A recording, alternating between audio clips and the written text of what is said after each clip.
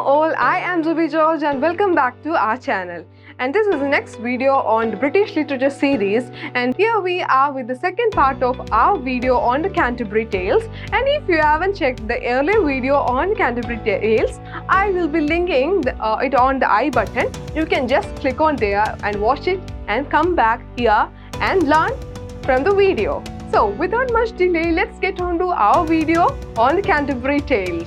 So now let me give a short summary of the Canterbury Tales, and then we will discuss the important tales in Canterbury Tales from NET point of view. So the Canterbury Tales was written on the third period or the English period of the career of Geoffrey Chaucer, and in Canterbury Tales, he represents the wide sweep of English life, and this work is written in the East Midland dialect. And all the tales except the two prose tales are written in the decasyllabic or the heroic couplet form.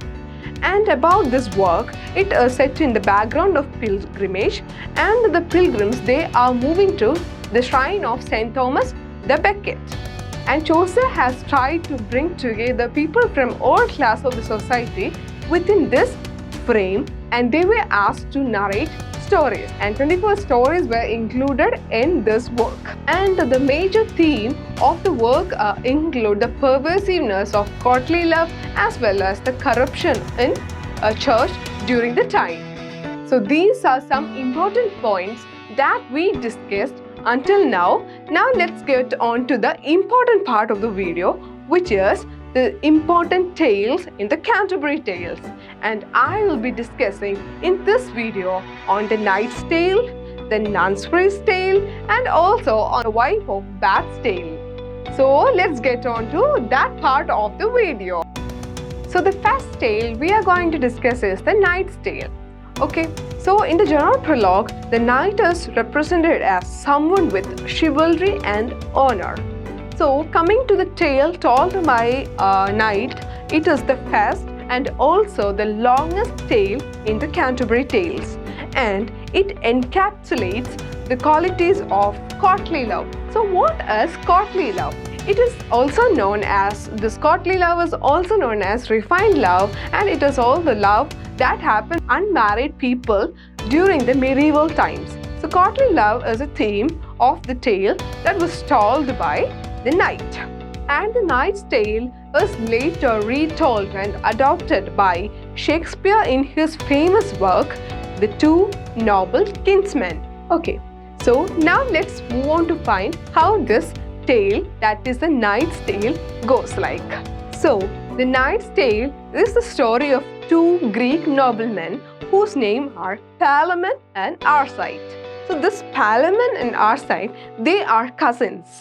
But you know, they are in duel with each other. Duel means fight. They are in fight with each other. Why two cousins are in fight with each other? It's because to win the love of a beautiful woman called Emily. They are in fight with each other to win her love called Emily. And they fought with each other, and this fellow, Arcite, wins Emily. But this poor fellow, after winning her love, has thrown out from a horse and he dies at the moment. Finally, who wins her? It is Palamon. So this is a best example for courtly love of the medieval period, and this is a tale as told by the knight. And it is being discussed as that Chaucer has taken the story from Boccaccio's Tessida. So now we really have to think if Chaucer has ever read on Boccaccio. So this is the first tale, that is the Knight's Tale. The second tale we are going to discuss is the Nun's Tale. And Nun's Tale is based on the medieval tale of Reynard the Fox. And this mock heroic tale, it begins with the backyard of a family. And in this backyard you can find a rooster and its wife. And the protagonist of this mock heroic fable is called Chanticleer, and it is a rooster. And this rooster has got 7 wives. And the most beautiful and gracious out of these 7 wives is his favorite one, and it is Pertolot. And one fine morning, our rooster has got a dream that something is going to happen to it. Someone is going to attack it. So this Chanticleer wakes up from the dream and realizes that it was just a dream, and he shares this with his favorite wife, that is Pertlot. But Pertlot just avoided him and said, "It's just your dream and you don't have any business out of it." And later that day, something has happened. You want to know what is that? And later that day, the Chanticleer is being approached by a fox, and it flatters our rooster Chanticleer. And the fox tricks Chanticleer to close his eyes, and on this moment, Chanticleer is being carried away by the fox to another place. And the whole household plus the 7 wives, everyone starts to run after the Chanticleer. But what happened? The fox just carried away the poor rooster Chanticleer away. And at this moment, our Chanticleer has got an idea. And what is that idea? Our Chanticleer tricks the fox back. Chanticleer tells the fox that just start to yell at those people who run after him. Just open your mouth and start using insult word at those people who run after them. And this fox thinks that it's a good idea to shout at those people who follow them. The fox opened the mouth. Our Chanticleer escapes from the trap of the fox. This is the tale told by the nun's priest. And the moral of the tale is that never fall to any kind of flattery. Beware of flattery. And this is the tale of Nun's Priest, and is an important tale from the UGC NET point of view. Now we are moving on to the third important tale of the Canterbury Tales, and it is the tale of the wife of Bath. The next tale is the wife of Bath's tale, and this wife of Bath is an important character in the Canterbury Tales because it is wife of Bath who has just reversed the entire idea of women during the time. The wife of Bath is a woman of sovereignty and power. She has just reversed all the gender roles that were put upon women until the time. She is described as worldly in 3 senses. Like, she is experienced in love, and she is wealthy. She makes a living by herself.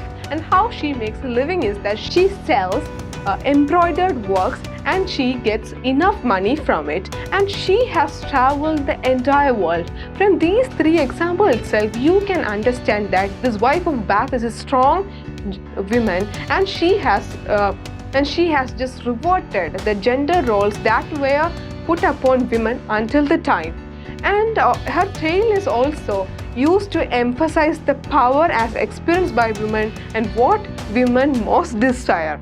And her tale is used to reverse the traditional notion of power and supremacy, that women can also enjoy the power.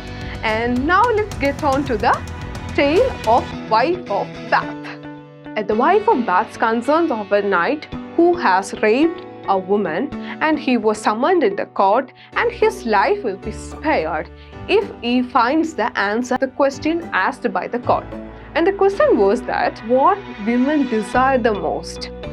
He thinks like he can find the answer easily. So he started to search and to find the answers. He just rumored everywhere, and he went on to different people to find the answer, but he cannot find the answer anywhere. He just moved and he got tired that he cannot find the answer. And this man finally comes to a witch who promised to help him, but on one condition. And what was the condition?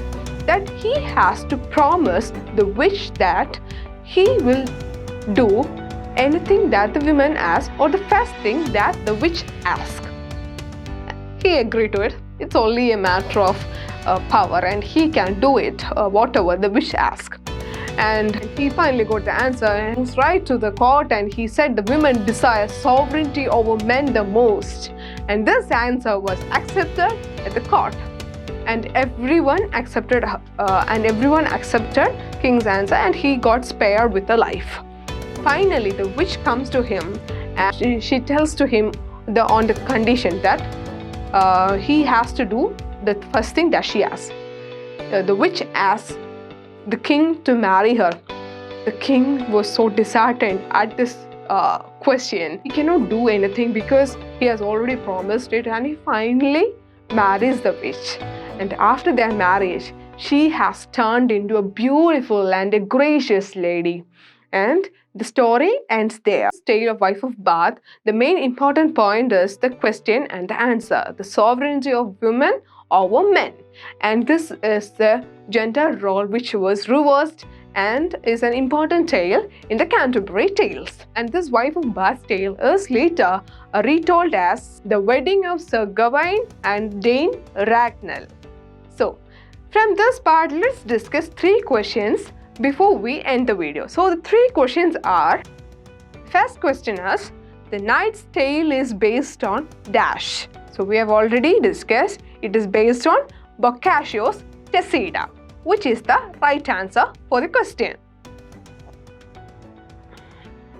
The second question is already discussed in last video and also in this video, and it is the dialect popularized by Chaucer. It is the East Midland dialect of Middle English, and the East Midland dialect was developed from the Mercian dialect of the Old English. The Mercian dialect later changed to the East Midland dialect, and this dialect was later popularized by Geoffrey Chaucer by writing wonderful piece of poetry in it. And third question is, the Nun's Tale is an example of? It is an example. It tells the story of Chanticleer. It is a comes under the beast or the animal. Okay, so it is an example of bestiary. Bestiary is called as beast fable. So these are the 3 questions that can be asked in the UGC NET exam. So here comes the end of our video on the Canterbury Tales. So stay tuned and stay subscribed, because more videos on the history of English literature are coming on our channel. And thank you for watching. Bye bye.